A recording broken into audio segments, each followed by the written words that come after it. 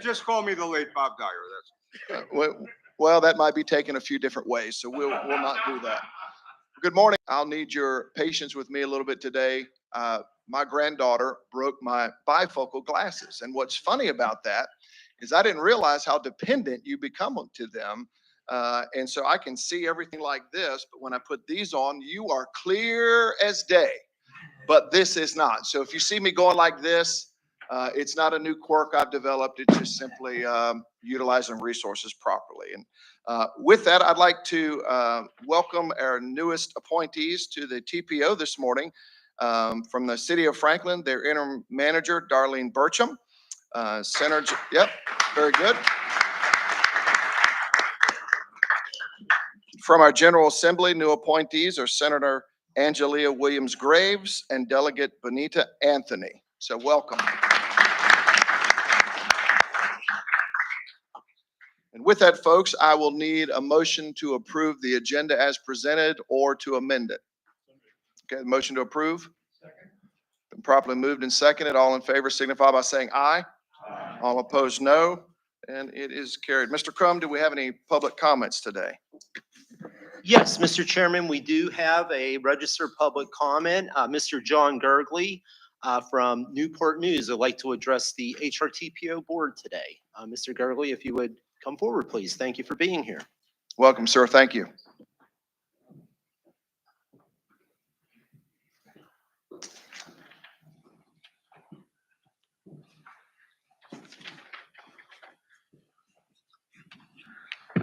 Hello, I'm Jack Gergley for Newport News. I used to come here fairly often. I haven't been here in quite a while, mainly because everything's been going fairly fine. We fought long and hard to get the extra projects, the high rise, the Hampton Bridge tunnel net, and you guys, from our local taxes, we're building all that good stuff.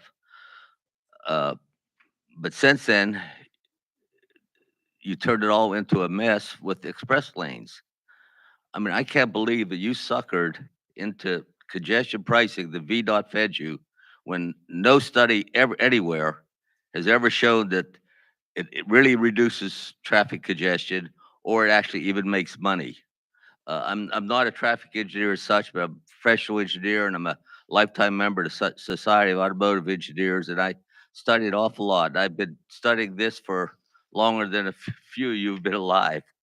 Many years ago when the Midtown tunnels and the downtown tunnel, when that thing came across, I mean, everybody in this room thought it was great. The Portsmouth mayors, the Norfolk mayors, I mean, if there was champagne in a room, it'd have been poppy. They thought it was the greatest thing in the world. And now you all realize you really were scammed by the foreigners. Well, now you're being scammed by VDOT and their thing about express lanes. Express lanes are nothing but regressive taxes on your constituents, the people that vote you in office. You all could afford it. I heard a few of you talking about using them today on the way in. Of course, you're all in expense accounts, but your people that vote for you are not. And basically, we are paying our local taxes. The majority of this money, the only reason we could do it is because the local taxes the General Assembly put on this area, and it's great. We can build the stuff, but let your constituents use it. Get rid of these express lanes. Don't sucker with what VDOT's stuffing down your throat. I see you. It's not too late now. You can start, because otherwise, in a few years, you will be laughing stocks, just like the people that bought into the Midtown Tunnel and the downtown tunnel stuff many years ago. Thank you very much. Thank you, sir. Bob, anyone else?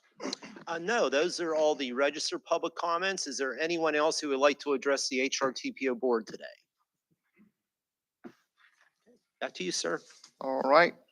Seeing none, we'll now move to agenda item number 4, and that's our executive director's report. Yes, thank you. My monthly report's included in our agenda today for the board's review. As always, happy to respond to any questions.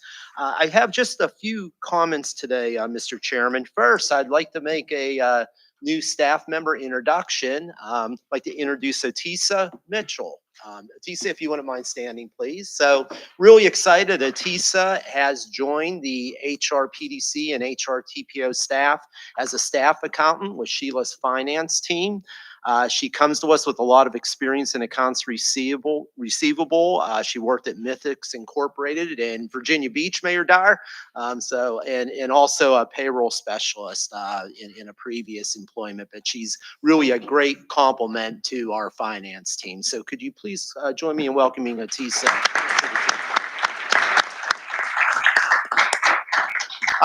Secondly, for those of you that came in the front door, but if you came in the back, I'd encourage you to check it out. Our HRPDC team has on display our Ask HR Green environmental education trailer.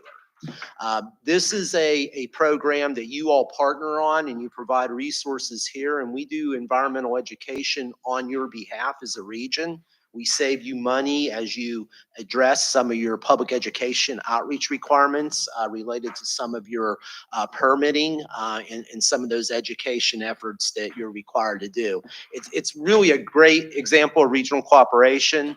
Katie Collifer and Rebecca Eastip from our teams manage that program, but they really bring all of your locality staffs together, and they use that trailer to spread the word around the Hampton Roads region. That trailer's been at 23 events already this year, and as you know, festival season is just starting, so they really spread some great word about environmental sustainability around the region on your behalf. So if you get a chance after the meeting, while you're getting lunch, please stop out. They have some giveaways for you, but please check out the trailer. Something we're really proud of as a regional program. And then finally, we're all excited about the Hampton Roads Bridge Tunnel construction project, and that HRBT project. I know you're all driving by it. You know, Kevin Page and myself and Chris Hall have been fortunate to be able to get some really great close-up looks of that project under construction, including Mary's breakthrough just last month. But what we thought we would do today is take an opportunity to share with you an incredible project tour video by VDOT and their project manager. I'm going to turn it over to Chris, maybe just to introduce this. And then Marquet will hit play and we'll show you this video. Chris? Yeah, thanks, Bob. And you know, again, a lot of tremendous progress on the project this year. And you'll see with the video, we had a chance to share that with some stakeholders last week. And obviously with Mary's breakthrough, opening of the new eastbound North Trestle and a couple other things, you know, coming up here this year, a lot of progress, very exciting. Ryan Bannis, our new project director, not all that new. He was not quite a year yet on the job, but doing very well. So go ahead and roll the tape.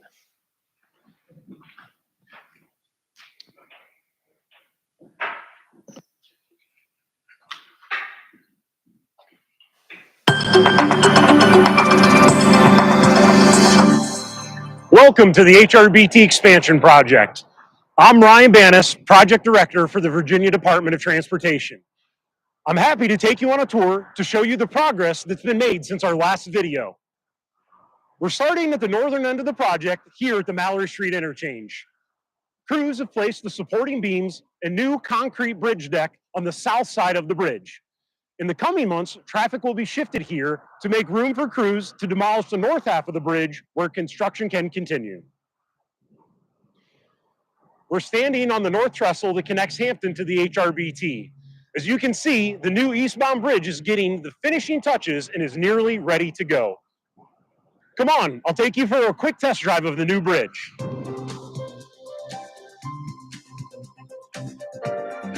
As you head towards the HRBT and drive onto the new North Trestle, please stay alert to the new traffic pattern. Traffic was recently shifted onto this new structure so that crews can begin the demolition of the existing eastbound bridge. While you'll be on the new bridge, you'll still be driving in the existing eastbound tube, as Mary the TBM is not done quite yet with our new tunnels. But more on that on our next stop. Remember, crews are still working nearby, so please, for everyone's safety, Drive carefully and obey posted speed limits.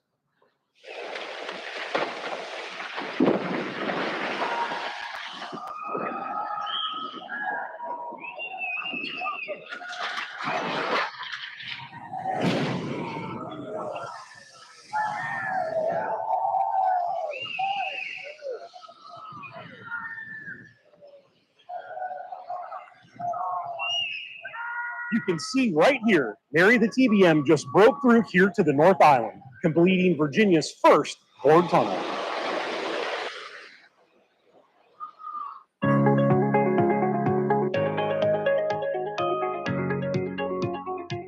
Remember, there are only 2 existing bored roadways in the U.S., one in Seattle and the other in Miami. While not fully complete until the roadway, lighting, ventilation, and other systems are installed, it's still a monumental moment in Virginia history.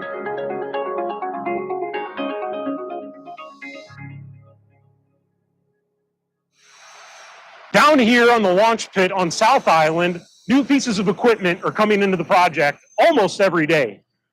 Behind us, this blue device is what's known as a formwork traveler.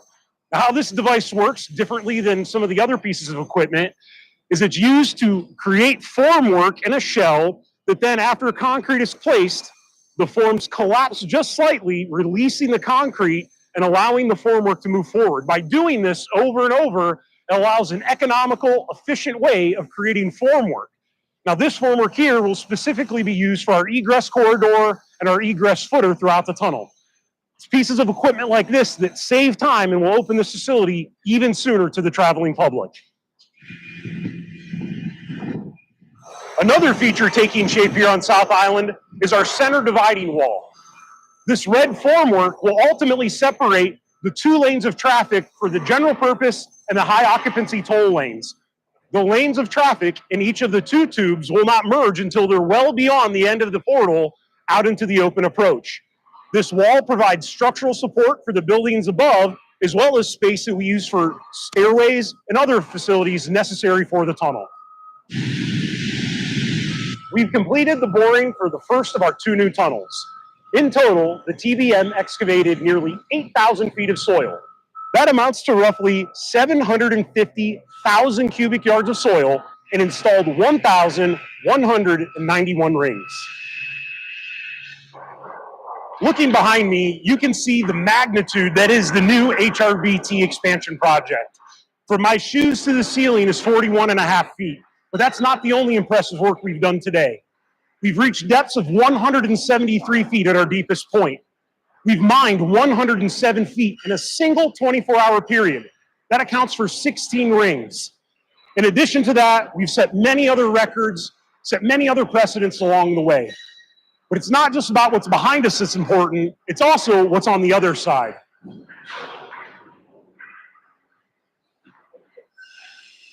Now you've got a great vantage of the backside of Mary as she's continuing to tunnel ahead. From this point forward, it's 430 feet till you're at the cutter head rotating and removing that earth. Truly a feat here in engineering, complex construction, and the teamwork that it takes to deliver Virginia's largest transportation project at $3.9 billion. Here near the front of the TBM are the many different tools and pieces of equipment that are necessary to keep Mary operational. These right here are interchangeable cutting heads. This is hardened steel that protrudes from the front of the TBM's cutter head that helps scrape at the sand, soil, rock, and other layers that Mary ultimately digests.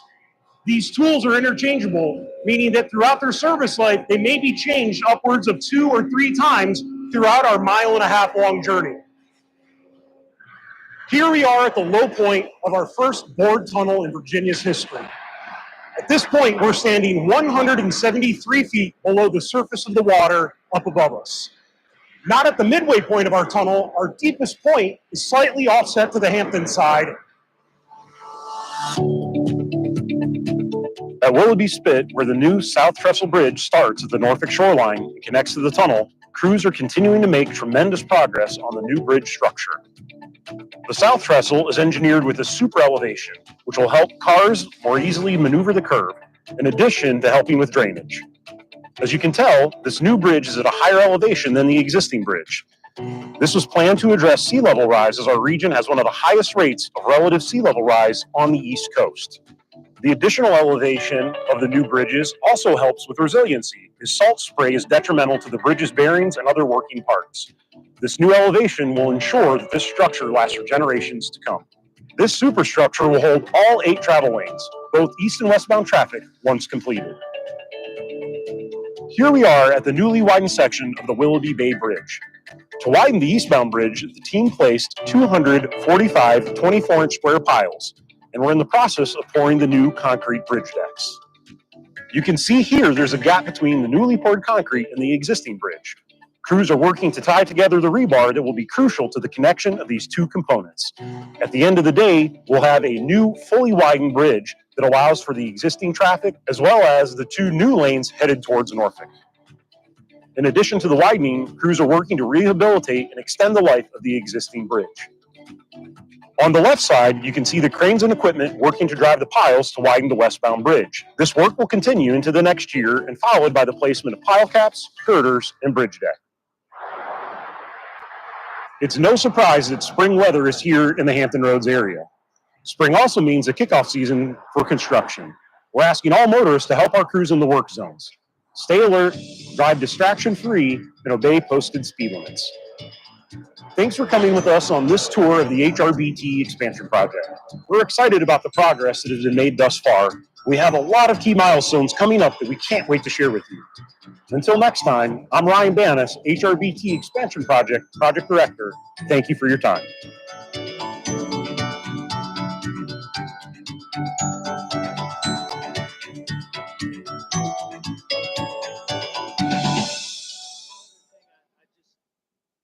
Great video that's available on our website, the HRBT expansion website, but also, help us be advocates for the project. This is a huge endeavor for the region. Obviously a lot going on, and it's hard to show that behind the scenes when, folks that are traveling, really, they can see the trestle construction, but they can't see what's going on underground. So I think this is a good vehicle to get that message out. The last thing I would say is really need your help on, driver safety as they're navigating through our construction zones. We had an SSP driver hit earlier this week, went through surgery, and had a VDOT employee struck just this morning up in James City County on Route 60. So I think that's a message we can all take back and make sure that we're telling folks to pay attention to what they're doing as they're driving through one of our work zones. Thank you.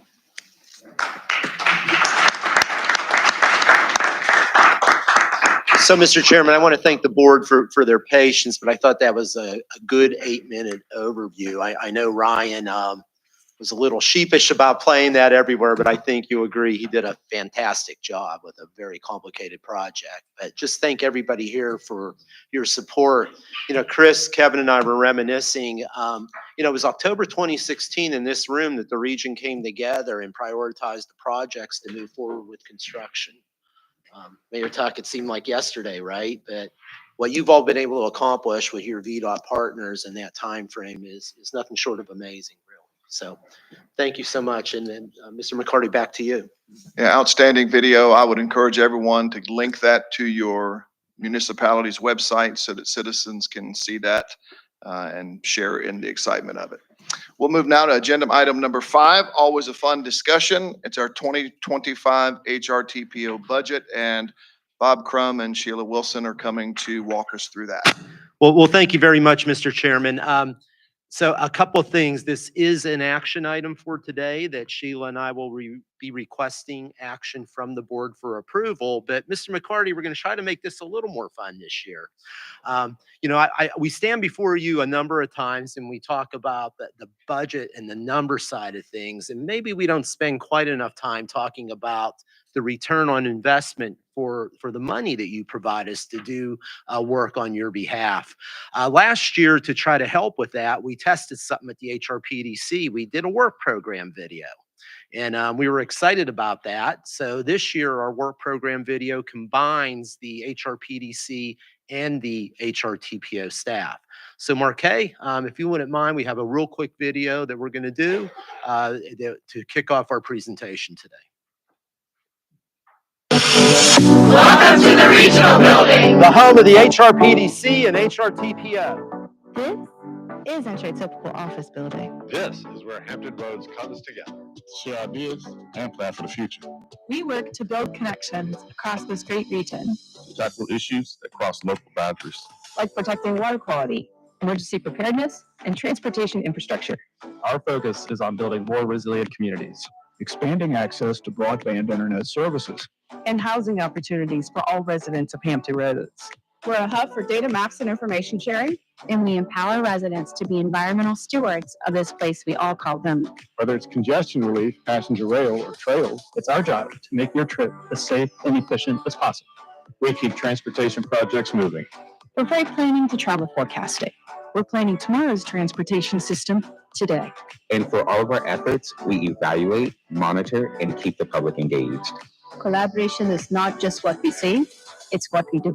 Because when 17 localities come together to advocate, share ideas, and pool resources, Big things happen in Hampton Roads. So I think we have some pretty talented staff. If you don't mind giving them a quick hand, we had a and a special thank you to Katie Collifer, who really scripted that out and worked with all of us through that. So Marquez, we'll go ahead and bring up my budget presentation. So Sheila and I are here today to present an overview of our proposed 2025 budget. The budget that we're bringing before you today has been endorsed by your Personnel and Budget Committee that has met several times in the last couple of months to develop a proposed budget for your consideration today. I want to start the presentation first by thanking Sheila to my right. Sheila, I can't describe how much work she puts into the budget, maintaining our budget situation, providing clean audits every year. And I think many of you know that later this year, Sheila is going to be moving on to retirement, and we're certainly going to miss her. So I said, one last ride, Sheila. We're going to do this one together today. So, all right. So let's walk on through. Just a quick reminder: we do operate on that July 1 to June 30 fiscal year. So the budget we're talking with you about today would start pretty soon, in a couple of months, beginning July 1. You asked us to do something a little different this year, where we went to our Personnel and Budget Committee mid-year, and we had a real strategic conversation with them about what direction you'd be comfortable with staff raises and some other guiding principles for our budget. So they met on January 18th. On May 2nd, they had a 2-hour meeting going through the budget, and they do come to you today with a recommendation for approval. These are your Personnel and Budget Committee members. Of course, Mayor Pons is chair of the PDC. Mr. McCarty is chair of the TPO. You have Mayor Glover, vice chair of our PDC, and Mayor Helsel, vice chair of our TPO. Randy Keaton is the HRPDC treasurer. Chris Price, representing the CAOs in the South Side, and Randy Wheeler from Pocosin, representing the CEAOs from the Peninsula. So when you think about our budget, a couple of things that Sheila and I are always thinking about is the difference between pass-through funding and funding that actually funds our operation. So pass-through funding is money that we bring to the region to really deliver projects and programs that you ask us to do on your behalf. It's not money that stays with us. So we might be passing that through. In the case of Isle of Wight and Southampton and Suffolk right now, we're passing that money through for the construction of a fiber network, right? And really excited to do that. In the case of Ask HR Green, we're buying environmental type items. In the case of the TPO, I'm pushing money through for a consultant to do the regional connector study. So what we're finding is we're seeing more and more, you're asking us to do some of these projects that fall a little outside of our work program, and we're excited to do that. So this year in our proposed budget, Sheila's estimated we're going to pass through about $34 million of funding to push out into the regional community. This past year, we've done a lot of work, I hope you've noticed, on maintaining this building. I've talked to P&B about this a number of times, but a lot of stuff built up, and we carefully put money in reserves, and we tackled a lot of that this year. So carpeting throughout the new building. You'll notice some things we've done with the boardroom to try to get some more light in here, and paint the lobby out there. We've done some upgrades to make it a little more pleasing area for you to convene. A special shout out to some of our staff, Andrew Margison, John Mahaley, John Sadler. Those guys brought in their saws and rolled up their sleeves and did a lot of that work in the volunteer status. We're really excited about that. You know, we had to get a building alarm system in place, which was a good, important investment for us.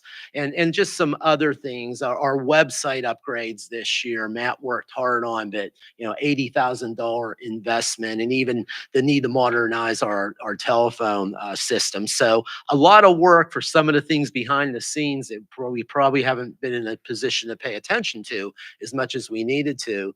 And for this year, we're not done yet. Andrew let me know that next week is the week for the skylight replacement. So finally, we're going to fix the leaking skylights.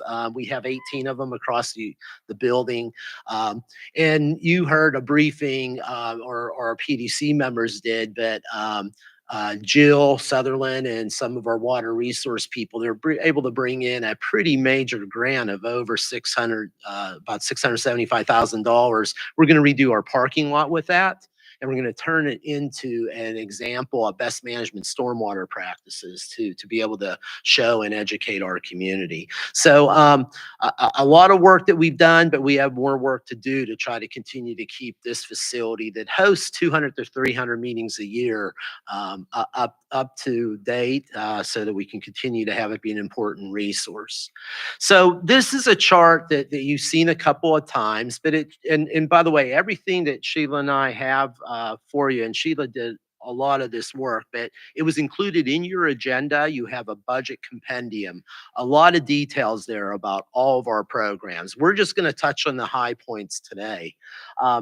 What this shows is it shows the member dues that come from you.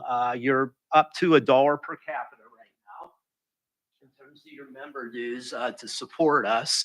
And then you see for the PDC what's happened with state contributions over the years. So this year we're excited that we are going to receive an increase of $25,000 from the state. Not what we asked for. We were asking for 150, but it's going in the right direction. But we're going to have to continue working on that, because as you can see, when you look at what's happened in that state column, we received 366,000 back in 2001. Today we're at 190,000, and you know that's really been a challenge for us. You know, if you take a look at our dues rates, both at the locality level and the state level, and you adjust it for inflation, the money we're receiving today has about the same buying power as it did back in the year 2000. It's a very difficult business model that requires us to chase grants to be able to really sustain our operations. Just the buying power of state funding, if we would have kept pace with inflation, instead of 190 today, we ought to be over 600,000. So the buying power of just our state contributions decreased about 70% since 2000. So something we want to continue to work on and express the value that we add as PDCs and TPOs to the Commonwealth.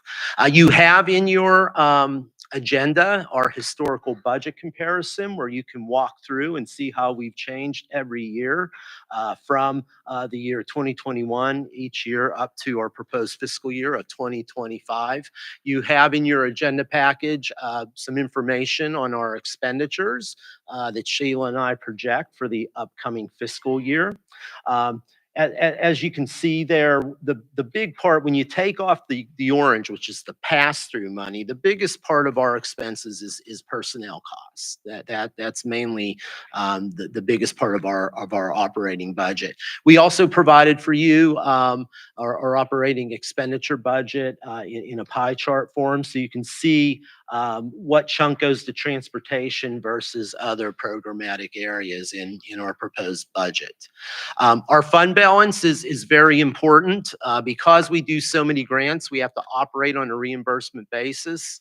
That means we have a standalone bank account. So we incur the cost for 3 months. Sheila and her team prepare the invoices, and many times it takes 3 to 4 months to get reimbursed.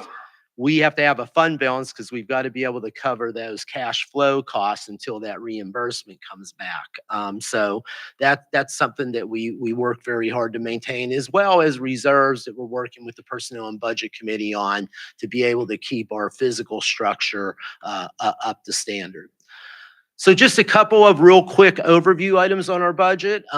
Your operating budget this year, we are proposing at about $8.5 million operating budget for FY25. As I mentioned, the majority of the operating budget is personnel related costs at about 80%. Consistent with most of the localities, we are providing for a general wage increase for our staff of 3.5%. That was based on the direction of our Personnel and Budget Committee. Like everyone, health costs are going up for us. Health costs are going up for our employees as well. I will be directly honest, for some of our employees at a 3.5% pay rate, they'll break even with the healthcare contributions. And I'm sure you're seeing that at home in your localities too, and something that, we're really going to have to take a close look at as we move forward. A little bit of bad news. Pavither and I and Jeff Roliski have been in these conversations. Federal transportation planning dollars are going to decrease to us this year.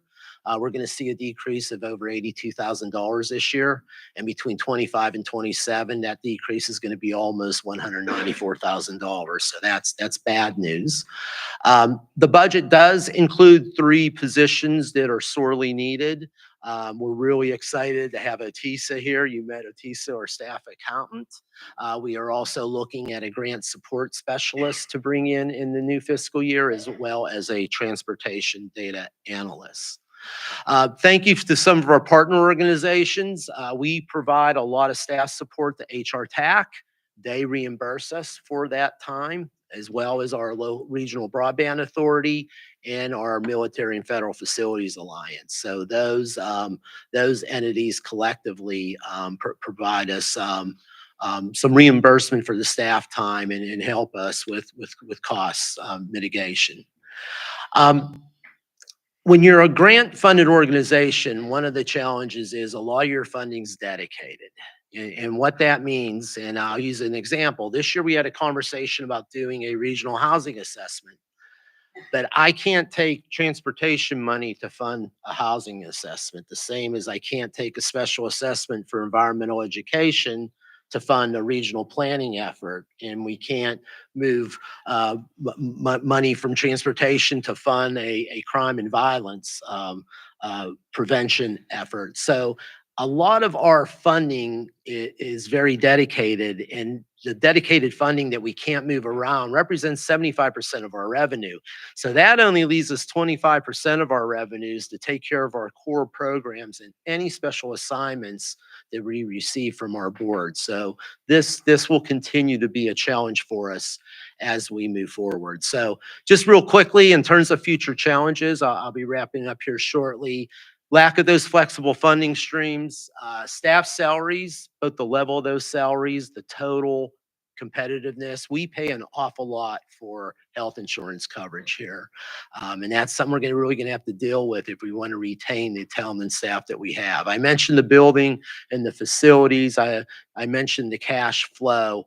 The other big item, the next to last bullet, we're receiving a lot of requests, particularly from your locality staffs, to take on additional work. But I think you're all aware, we're in the low 40s now, about 42, 43 staff now.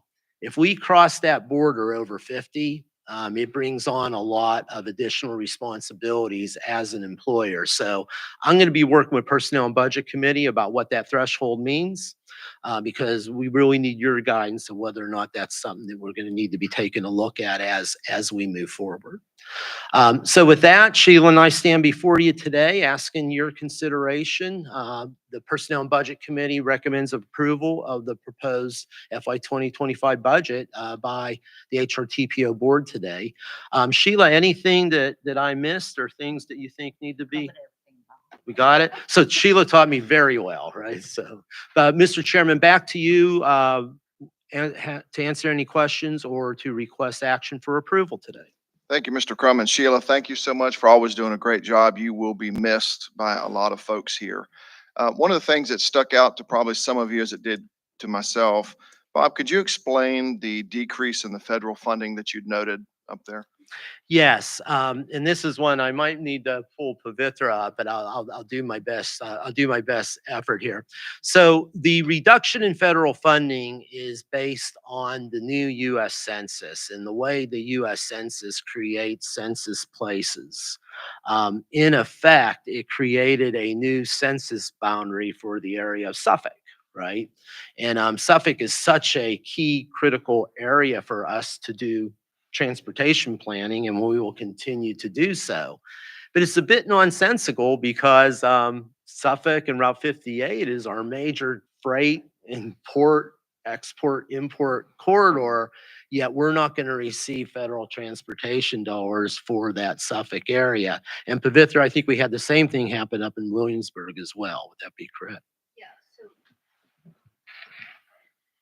A combination of things have happened with the census. One, when we get money for PL, it's the share of our region's share of urban population. So while our population did grow, our share of urban population has come down from the last census. So that was a big shift for us.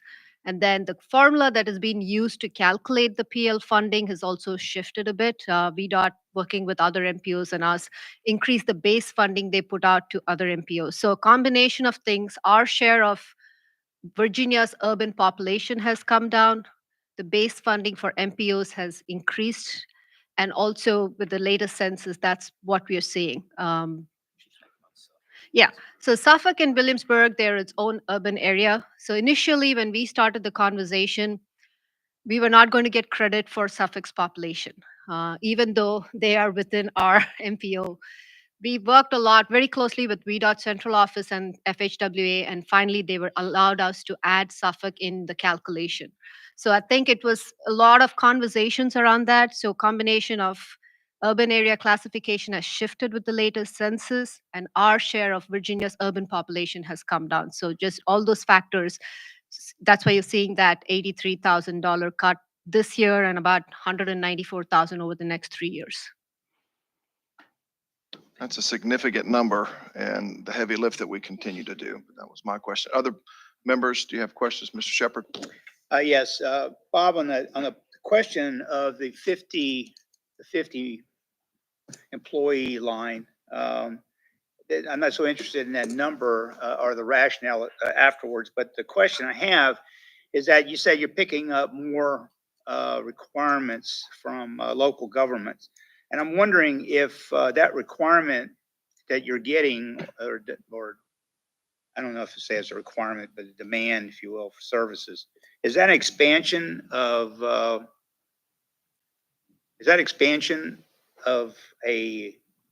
due to a lack of staffing at the local government level, or is it standardization for governments within Hampton Roads?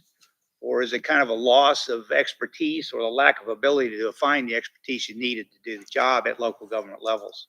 Do you have any, can you expand on that?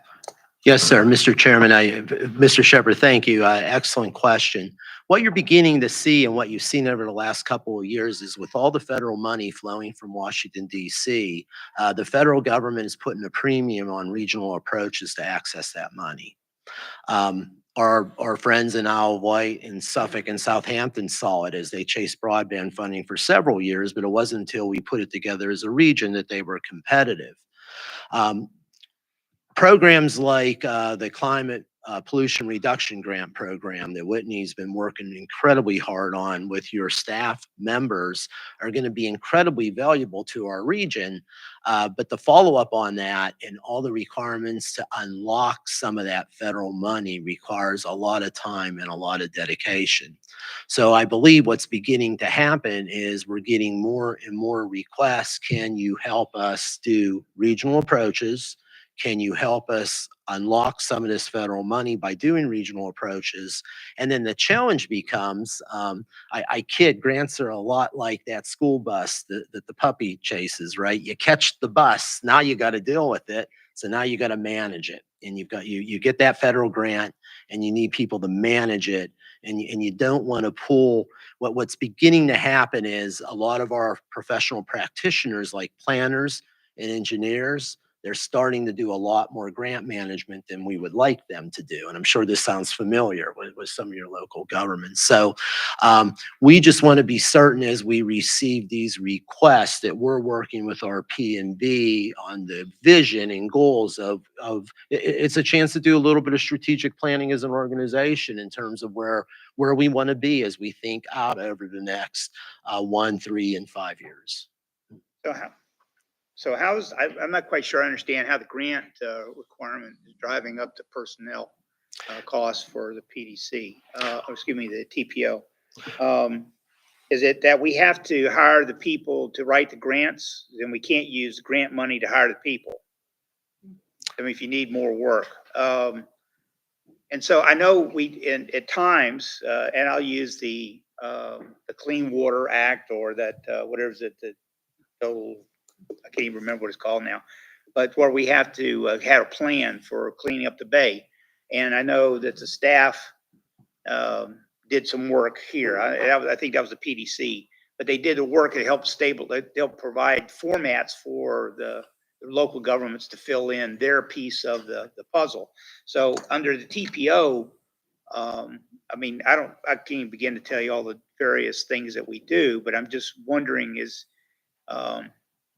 it the grants that are actually driving the requirement, or is it the work that we need to address? So if I may, thank you, Mr. Shepherd. Mr. Chairman, if you look and benchmark our MPO staff, our TPO transportation planning staff, without looking at all the programmatic areas, on a ratio basis, we have an incredibly small HRTPO staff compared to other metropolitan areas. On a population basis alone, you will find our regional team to be much smaller. Dell's Long Range Transportation Plan team, as an example, most of our peers probably have 1.5 times what is just on our LRTP team.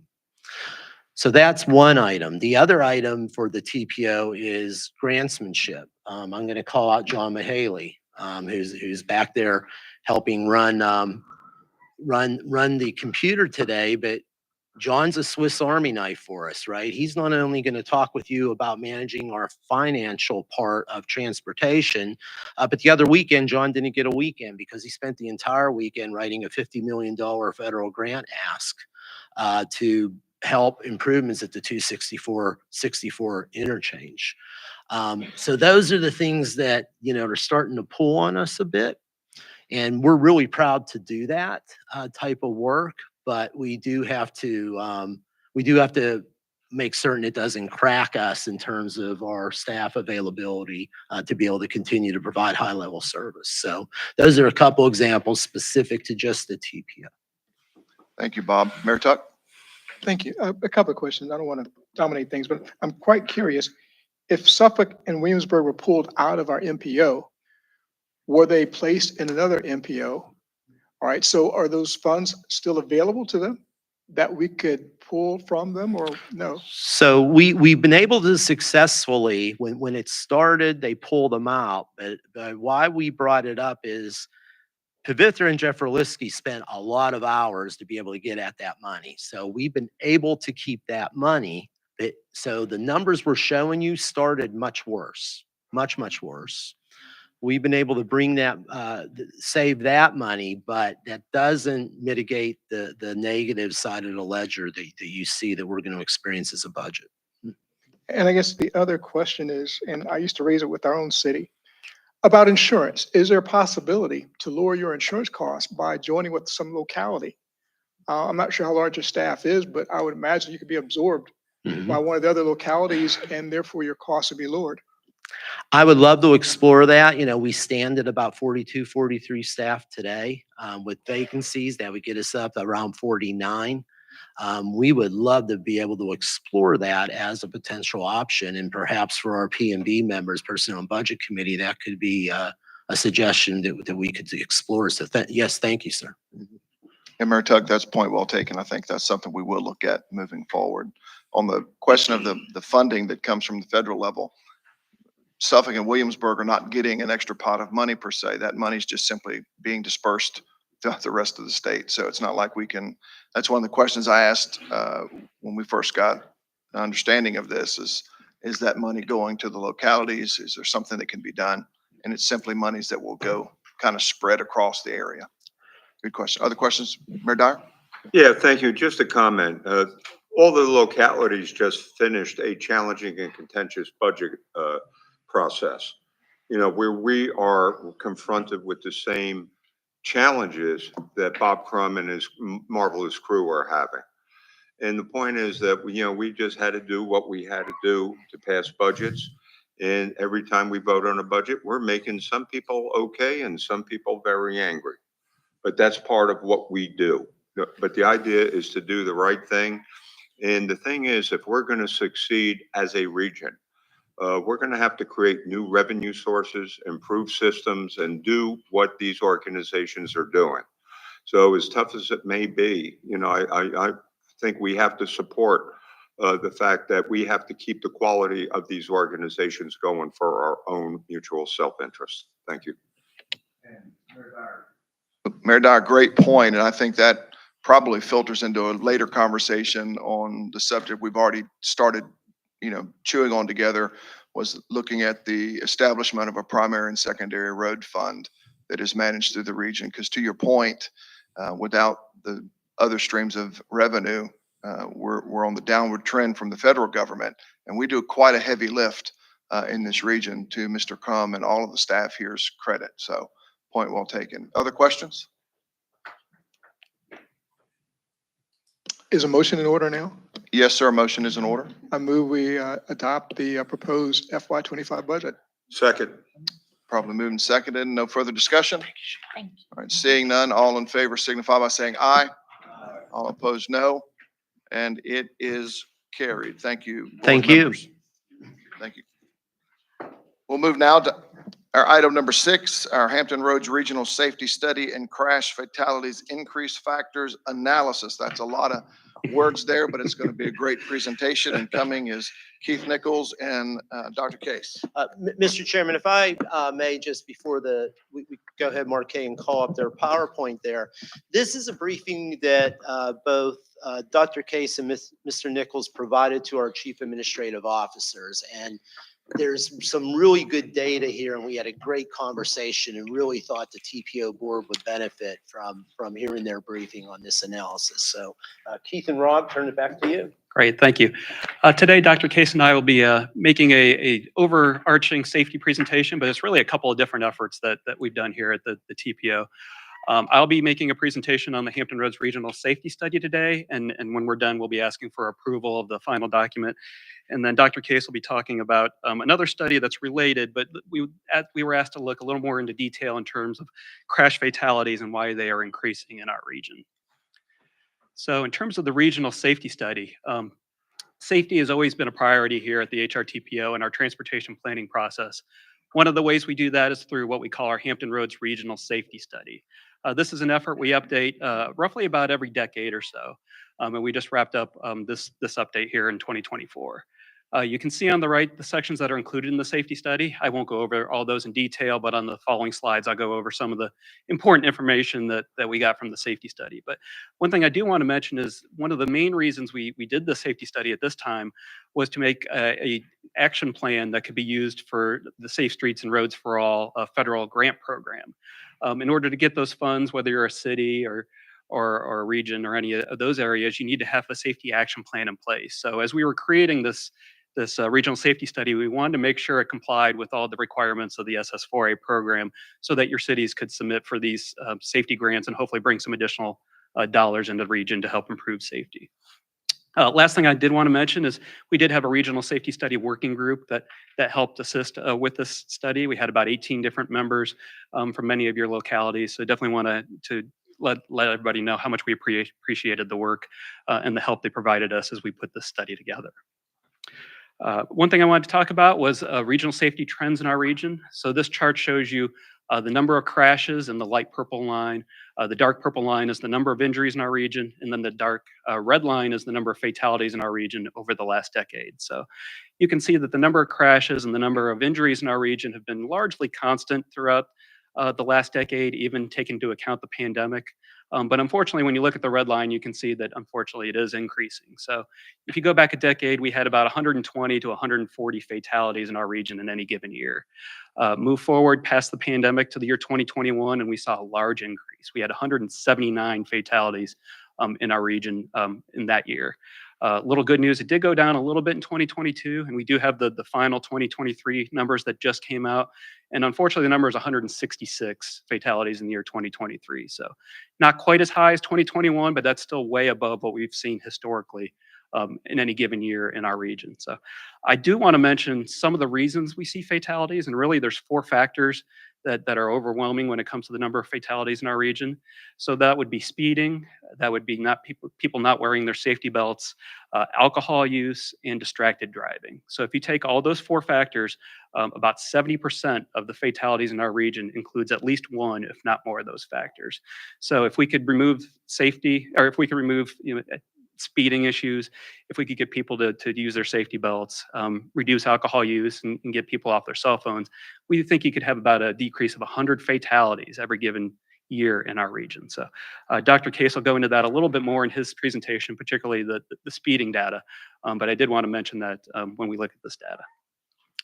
Another thing we did as part of the regional safety study is we looked at where the crashes are occurring in our region. So we looked at the entire freeway system in the region and then over 1,000 intersections and analyzed the data, the crash data over a 5-year period at all of these locations. So there's a number of different ways we did that. We looked at the number of crashes at each of the intersections, the crash rate in terms of the amount of travel. So maybe it's not a high number of crashes, but compared to the amount of people using the intersection, it's high. So we did look at crash rates.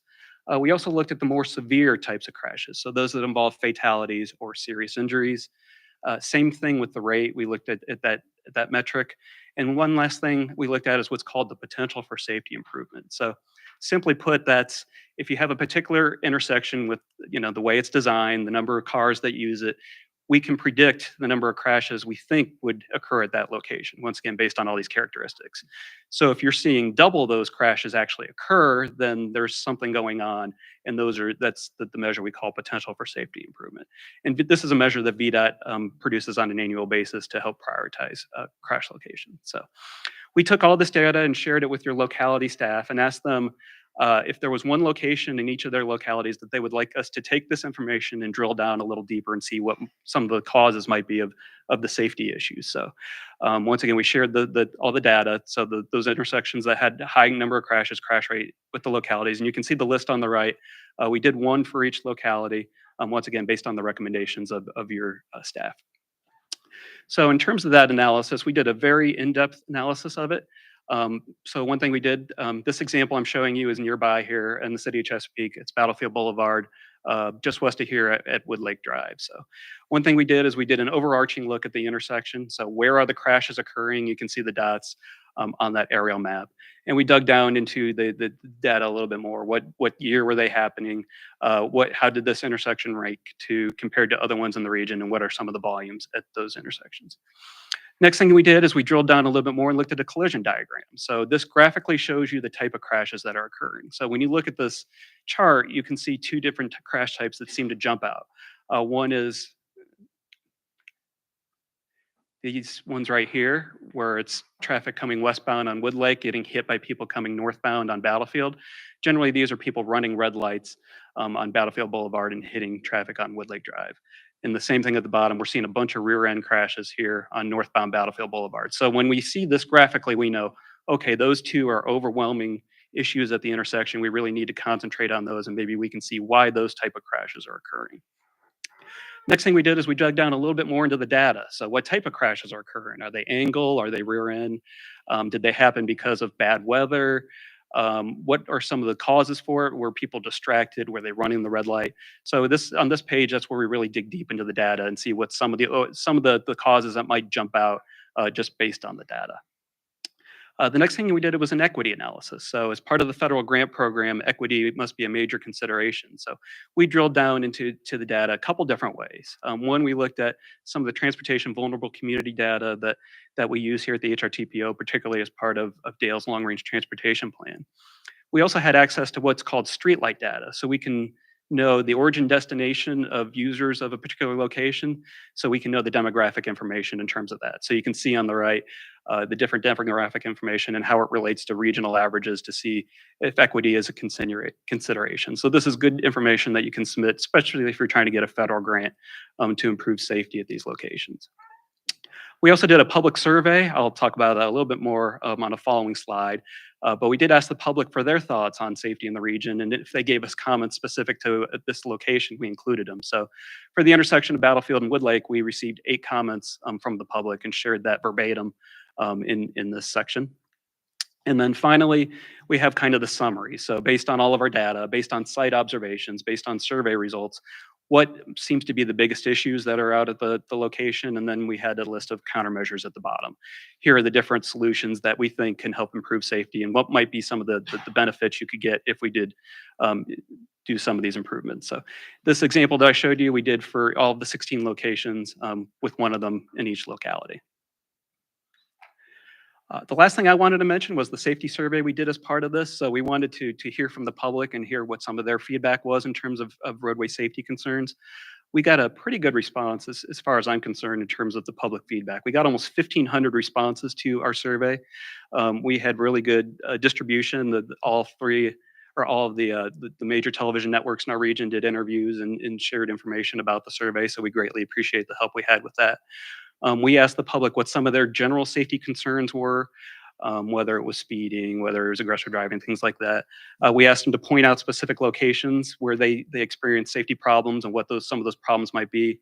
We also did some example strategies. What do you think about improving safety this way, whether it's additional driver education or enforcement or things like that. So we did receive 2,600 comments on specific locations and issues. So that, where we incorporated that into the information on the template you saw previously. But when we look at those 1,500 responses, I did want to mention one thing here, and that's the survey responses telling us what they considered their biggest safety concerns in our region. So there were 3 that seemed to jump out: aggressive driving, distracted driving, and speeding. So nearly 4 out of every 5 survey responses had aggressive driving as one of their top concerns. Distracted driving just a little bit less than that, and then speeding a little less than that. But those 3 definitely jumped out in terms of the public's concerns when it comes to roadway safety in the region. So with that, as I mentioned, when we're done with our presentation today, we will be requesting the TPO board approve the final document, final version of the Hampton Roads Regional Safety Study. With that, I'm going to turn it over to Dr. Case, who will talk more about the crash fatality increase factors.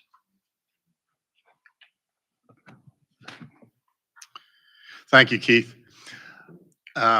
So as Keith said, actually the number of crashes over the last decade has been pretty consistent, but the number of fatalities is up. So in other words, the number of fatalities per crash is up.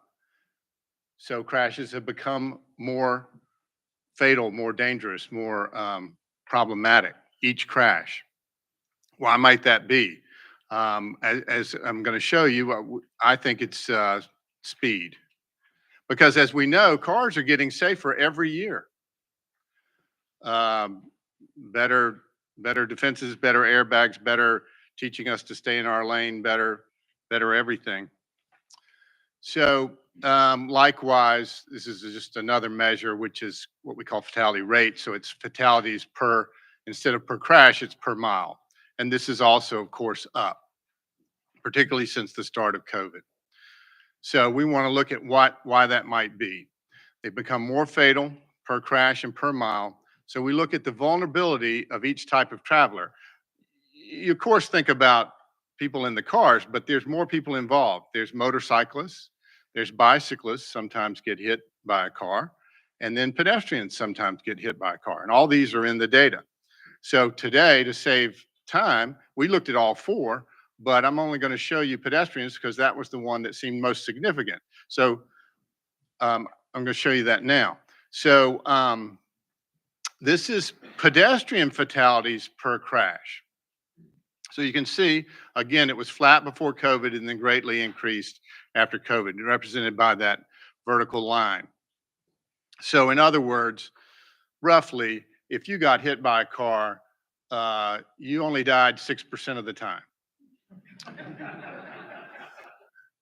Today, if you get hit by a car, you die 12% of the time.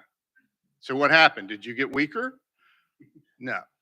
We think that the speed of the vehicle hitting you got higher, and so that's a 200% increase is twice as much as before COVID. Okay. Likewise, as Keith mentioned, we think of four things related to crashes: alcohol, distracted driving, seatbelt usage, and speed. Now, these are all important, but which one has changed? We know something has changed. Fatalities, crashes have gotten more fatal. Something has changed. Was it alcohol? Is it more alcohol use? Are people more distracted? Are people using the seatbelt less? Or are people driving faster? Again, to save time, I'm going to show you one, which is speed, because that one's the one that was most significant. Here is a critical chart for this study. This is what we call reckless speeding, not reckless driving, reckless speeding. The definition of reckless speeding is 20 miles an hour and above. So if you're out on 55 and you see these people every day, a few of them, but they stand out because they're flying past you. So they're going 75 or 85 miles an hour on the 55 mile an hour interstate.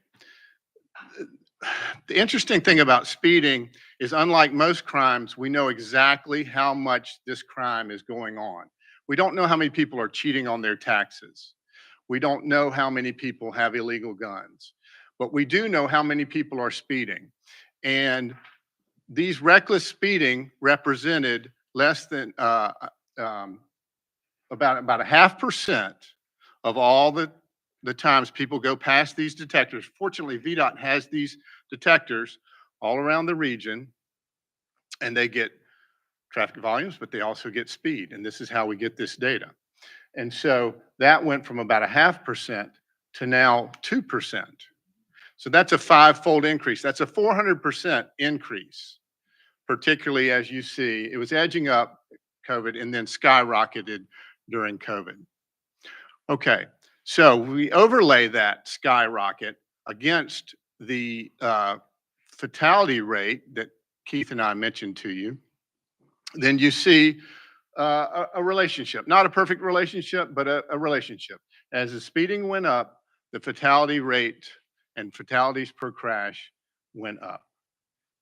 So what caused speeding to increase?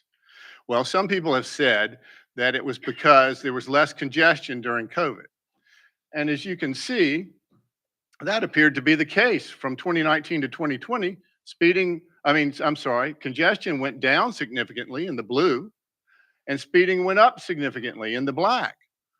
But after that year, congestion returned to normal, and yet speeding continued to skyrocket. So it appears that congestion does not explain the increase in speeding. So if it does not explain it, then what does? Here you have enforcement.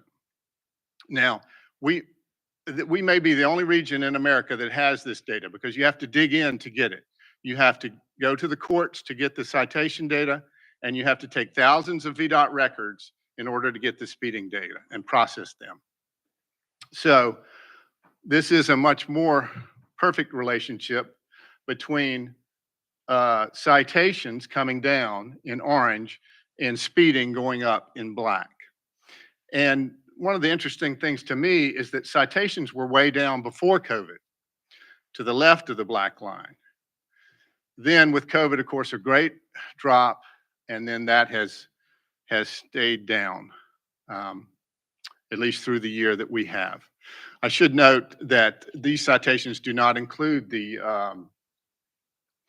cameras, the traffic camera things that you get in the mail. Okay, so. Excuse me, Yes, sir.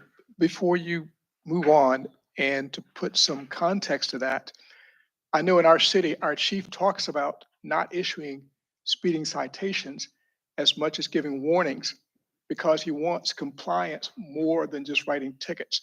So another factor, all due respect to the fact that you've got fewer citations, might be that more folks are being warned versus writing tickets. Now, it may vary from locality to locality, but at least that's been expressed in our city for the decrease in citations, although our city manager and I would both say that we see much more speeding going on, but our chief has said that he'd rather get compliance by warning versus writing citations. Right.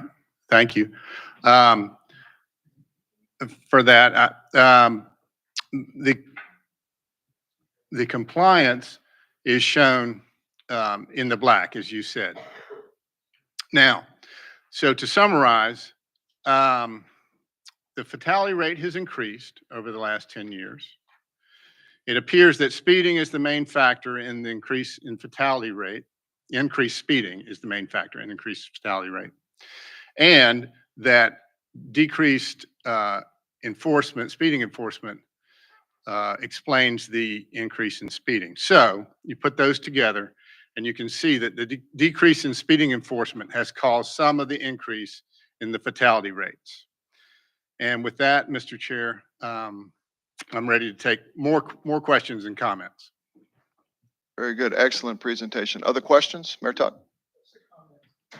Comment, and I can't remember the room setting, but I don't think it was this room. But at one point, we met with a number of police chiefs. And the concern was that we don't have enough police to do crime prevention as well as enforcement. And so I won't say the appeal, police, the request was we need to be able to use speed cameras for enforcement.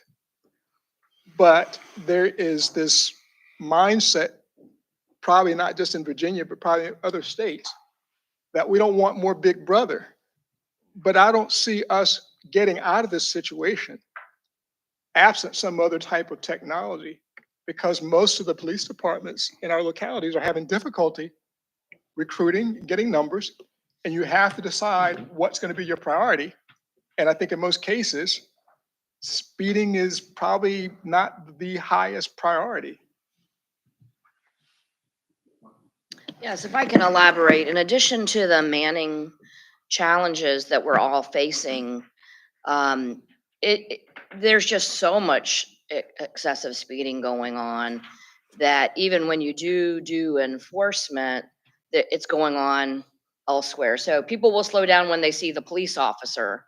If you're in a neighborhood, for instance, for a period of time, they'll slow down when the officer is there. But as soon as the officer leaves the neighborhood, they start speeding up again. So unless you could put police officers everywhere, which is not practical, it's really problematic. We have had residents come to us and beg us to put up the speeding cameras because they understand how the technology works. And of course, we can't under the current legal construct. And so I just share this as to say that you've got these manning challenges. Furthermore, when you get to really excessive speeding, it's become very commonplace not to do speed chases through neighborhoods, not to do speed chases through busy commercial areas, because the speed chases can actually cause accidents to innocent bystanders. And so, I think we find ourselves in a situation where people who choose to blatantly ignore the law know these things and take advantage of them. So we have a myriad of factors that are causing this. It's not an unwillingness of law enforcement to pull someone over and either warn them, the first time, or, to ticket them if they need to ticket them because it's been reckless. but it's how many people do you have, and is it even safe for them to pull over an aggressive speeder if they're going too fast in a neighborhood or a residential area and it starts to become a speed chase situation. So just wanted to echo what the mayor said from a practical day-to-day standpoint. Thank you. Senator Angelia Williams-Graves. Thank you. So thank you for this presentation on speeding. I'm as somebody who strives to stay at 19 over the speed limit. I really do appreciate it. My question, my question is, if you can recall, in the distracted driving category, while cars are getting safer, vehicles are getting safer, they're also becoming more equipped with more things to distract us. Right. So it's not just having a phone in your hand anymore, trying to text and drive and be safe. It's everything on your dash is blinging and dinging. And so can you give us any, to your recollection from the study, information or just like a general overview as to the distracted driving portion of that? Yes, ma'am. The distracted driving didn't seem to explain this increase, but I got to caveat that with a huge caveat, and that is that we don't know how many people are distracted. Okay. So as Keith said, on these crash reports, sometimes they check a box that says, I was looking at my cell phone. Well, who's stupid enough to admit that they were looking at their cell phone when they caused an accident? So, so we don't have good data on that, unfortunately. One of the interesting things is we hear stuff like, don't want Big Brother overseeing, but I remember when I was growing up, the Big Brothers were the ones that told you when you were doing something stupid. And anyway, let me read you guys something. So I just wanted to point that out. Not that it's an advocate for anything, but I have something on my phone. I encourage you to adopt it. When I'm driving, this is many of you've probably gotten this message.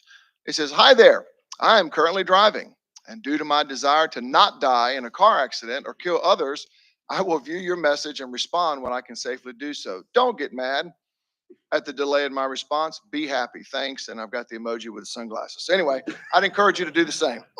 Encourage your folks. Mayor Duman. Thank you, Mr. Chairman. Just listening to the discussion on speeding, being from Suffolk, we're particularly sensitive to the speed camera issue. And to Mayor Tuck's point, and I could see where you were going on this, and there was a lot of discussion, but it all comes down to speed.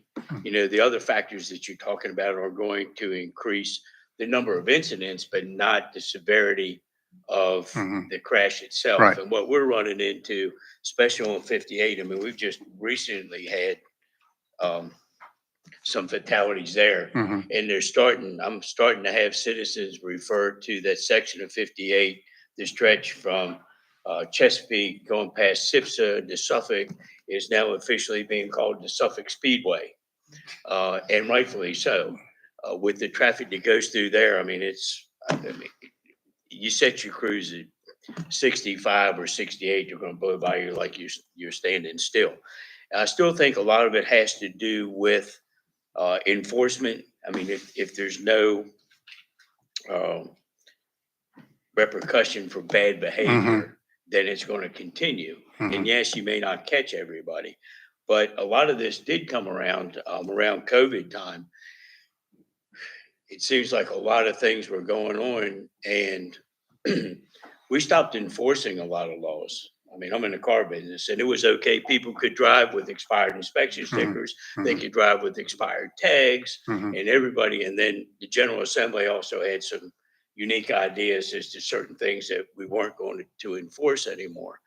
And as long as our citizens don't feel like the likelihood of getting caught or being ticketed for this type of activity, then I don't think it's going to change any. That's the only thing that's going to change it. The speed cameras have been controversial. My only two concerns with the speed cameras, there's two things that I'm concerned with. One, that they're accurate, and two, that if They want to be disputed that the process is an easy process for our citizens. For the most part, I can tell you that they work. We started off on 58. I think the first month we implemented the speed camera program on 58, which is probably our highest traffic area. We did a 1 month, get out of jail free, if you will. And then the following month, there were over 15,000 citations in 1 month, just on 58. That was about 9 or 10 months ago now. That 15,000 is down to 3,000. I mean, from 15 to 3. Right. Basically, every speed camera that we put up, be it in a work zone or be it in a school zone, has reduced the number of citation or speeding incidents by between 78 and 82%. So the fact is that it works. Now, my question is, where does TPO stand on, or do we have an opinion on the speed enforcement cameras? Is this something that we're promoting, or are we working with Richmond? Or, I mean, because right now there's a litigation issue. I don't know where it's going to go, but if we're looking for something that we could implement, and I know a lot of people don't like it, but realistically and rationally speaking, it does provide an opportunity to provide this type of enforcement with an absolute zero cost to the localities. It's guaranteed to be revenue neutral, guaranteed. It will never cost the locality. So it's a matter of balancing the big brother deal, and it's $100 fine versus 20 over, which is reckless driving, and in a work zone, it's going to be $500 to $600 plus court costs. Mayor Duman, that's something the commission hasn't taken a position on that, but that's something that I'm sure we could talk about in a more robust fashion in the I think it's future. something we should look at as a group, and if we can come up with a consensus that we can go to Richmond with. If it needs to be tweaked, let's tweak it. But this is something we can do that will have an effect. There's no way you can tell me that going from 15,000 to 3,000 is not a substantial decrease in individual speeding without and using any resources as far as your limited law enforcement personnel. We'll take a couple, guys, let's try to make them as quick as possible. We still have quite, Mr. Crum, we may have to set one item.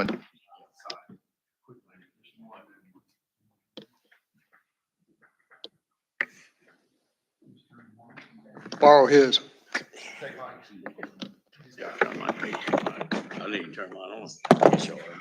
There's a couple little bit more data I'd like to put towards this too. As we looked at 58, we took a look at the accidents we were having. I think it was like 6 months prior to the cameras and then 6 months after the cameras.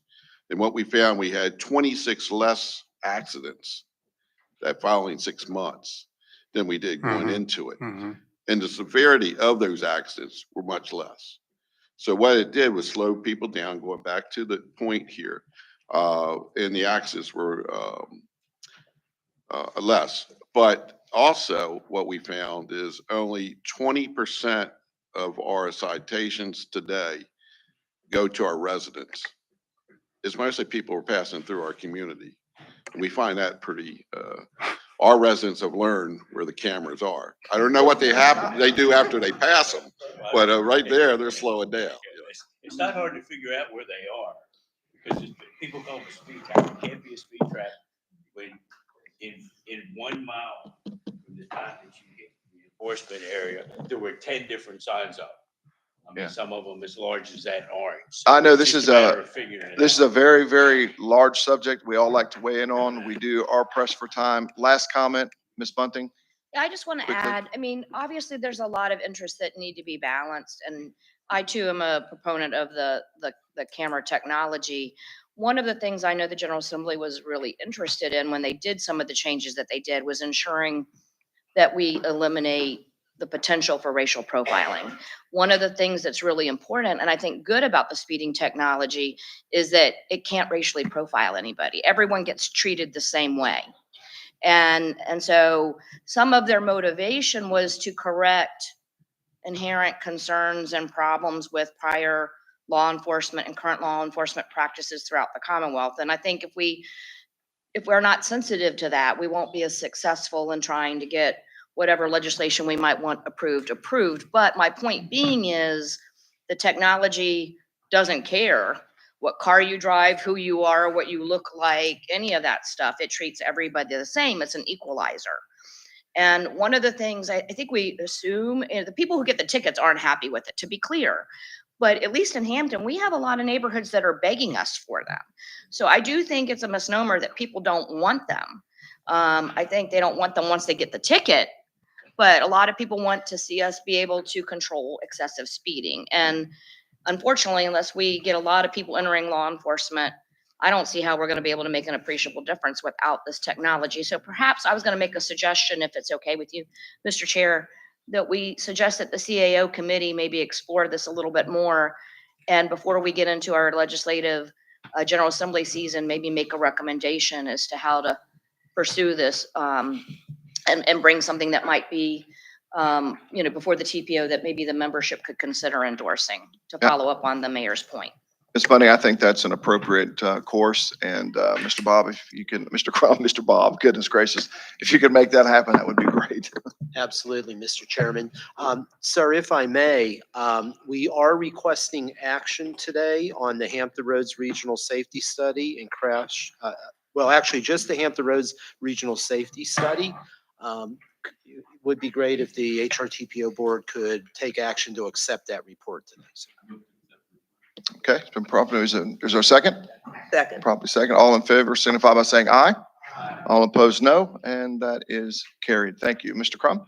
Yes, so what we're going to recommend today, it is really important that we take action on item number 7 as well as our consent agenda. So I asked Dale Stith to come forward to discuss the long-range transportation plan. From there, we are going to defer item 8 to our next meeting, sir. That works. Okay, I'm going to come at you rapid fire. I promise you as I go through these are very heavy topics. Takes a lot of data, a lot of coordination, a lot of input. So don't misinterpret my rapid fire as lacking with these efforts. So previously in March, I gave you an update on our 2050 long-range transportation plan. And so today I'm back for some action items on our regional scenario planning framework, and then on our baseline transportation analysis zone allocations for the 2050 horizon. So as a reminder, for our plan, and I think you're using my PDF, but maybe not. For our plan, we are using exploratory scenario planning, and just simply put, that's because we really don't know what's going to happen when we're looking out 20 plus years exactly. So we've shifted from trying to predict the future to preparing the future. And essentially what that means is we're not trying to hit that bullseye. We're just trying to cover the dartboard with our guesses about what to prepare for in terms of transportation. This is another way to look at that is we have 4 plausible scenarios for our 2050 long-range transportation plan. We have our baseline, which is based off locality comprehensive plans. And then we have 3 greater growth scenarios that have different growth storylines. When we have our candidate projects, we're going to test them against all 4 of these scenarios. And that's so we can identify the most resilient and robust projects to include in our long-range transportation plan. Lots of input went into developing our framework. Just very quickly, the media helped us socialize it. We had social media, the Virginia Pilot. We had email blasts with different regional stakeholders encouraging their communities to respond. So we had over 1,500 participants in our survey to help us set a vision, goals, priorities, and thoughts on what drivers of change are that we should be looking at when trying to plan for 2050. We've worked with a transportation technical committee, the LRTP subcommittee. We did put the regional scenario planning framework out for public review, received some comments, and we did respond to those comments. Again, lots of coordination went into this. This essentially shows that our regional scenario planning framework has 3 main pillars. We have regional place types, which I'll go through real quickly, scenario narratives, and a greater growth control total that we're injecting into the region. So place types, just very simply, these regional place types are quantified land use that we can use to identify where population and employment is, how much capacity do those place types have, and then when we apply suitability factors, what kind of growth is attracted to different areas across the region. Then we also have these drivers of change. What things do we need to be thinking about in terms of the economy, community, transportation technology, and the environment, and how those might differ when we're looking out 20 years. We've taken all this information and we've grouped them into 3 greater growth scenarios. One's going to focus more on urban growth, one's looking at suburban growth, and one's looking at, with sea level rise, what happens to travel patterns if some of that growth is more focused inland. In terms of interjecting greater growth, our 2050 baseline forecast is fairly conservative. So we looked at the state Virginia Employment Commission forecast and looking at different assumptions for their 10-year forecast for the Hampton Roads region and for the state. They project an increase of 24 to 33%. So that's the range we're going to be using to stress test our transportation system. So that's the regional scenario planning framework, which we will be asking for approval today. I'm switching gears now to the baseline for our TAZ allocations. Very quick, these TAZ allocations are the input to our travel demand model, which allows us to forecast future traffic. This board previously approved locality control totals back at the end of 2022.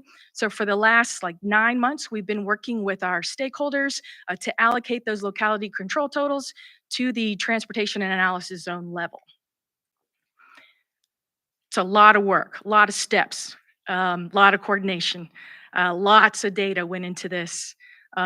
This is essentially what we do is we say, where's the population and employment? We break down that employment, households, vehicles, and workers, all by that smaller transportation analysis zone geography. Some maps here just to show you the spatial distribution when we're looking out 2050. On the left is a dot density map of population. On the right is employment. Again, this is for 2050. I will share all these slides so you guys can take a quicker look at them, a better look at them later. This shows the change. So green means there's an increase. Red dot means there was a decrease in those areas. And then what we traditionally do with these forecasts is say, okay, what does that mean if we're looking at a regional level in terms of the peninsula and south side? And then when we look at the south side, we're saying east of the Elizabeth River and west of the Elizabeth River. So with our 2050 forecasted population, so that includes existing plus growth, almost half of that's going to be east south side. Then followed about 30% on the peninsula for population and 24% for west south side. If we just look at the growth, so this is just the increase, most of that growth will be on the south side at 41%, followed by more growth on west of the south side and then peninsula. So this is the same kind of information, but now we're looking at employment. Half of the forecasted employment will be on the south side, east south side, as well as the forecasted growth. So that's it. It was quick and dirty. If anyone has any questions, I'd be happy to sit down and meet with anyone to talk about the details. But we're asking today to approve the regional scenario planning framework for the 2050 LRTP and to approve those 2050 baseline transportation analysis zone allocations. Be happy to take any questions. Dale, great job as always. I know that was a quick blast of that, but any questions or comments? If not, we'll need a motion and a second to adopt it. Motion to approve. Second. Properly moved and seconded. All in favor signify by saying aye. Aye. All opposed, no. It is carried. We're setting aside agenda item number 8 for the sake of time. And Bob, take us through the rest quickly, if you would, sir. Yes, Mr. Chairman, we would request approval of the consent agenda today as presented to you in advance in your agenda. That would be include items 9A through and including 9J. Entertain a motion to adopt your consent agenda. Move approval. Properly moved and seconded. Second. Okay. All in favor signify by saying aye. Aye. All opposed, no. And that is carried. Mr. Crum? Yes, just you have your 3-month board schedule and some TPO committee meeting minutes and other items for your information. Mr. Chairman, I did just want to follow up on the work that Dale presented to you. you'll be able to roll up your sleeves and get into a lot more detail at our July meeting. What you can expect at the July HRTPO meeting is we are going to be providing you some of the information that Dale presented today on maps. We're going to break the room up into probably 7 or so work tables. And we're going to ask you to help us identify needed transportation projects and solutions looking out to the year 2050 for Dale's team to evaluate in the long-range transportation plan. So a lot of those growth numbers, et cetera, are going to be important considerations. So we're really looking forward to a little different dynamic of a TPO board meeting, but it's going to be critically important. So between now and July, start thinking about what those growth trends look like in your locality, in the region, and what your ideas are for all modes of transportation that we should be thinking about collectively as a region.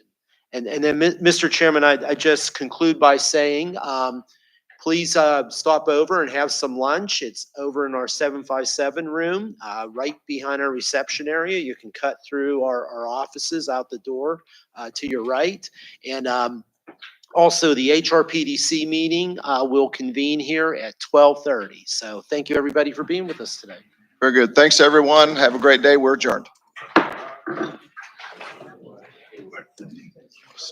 Speed.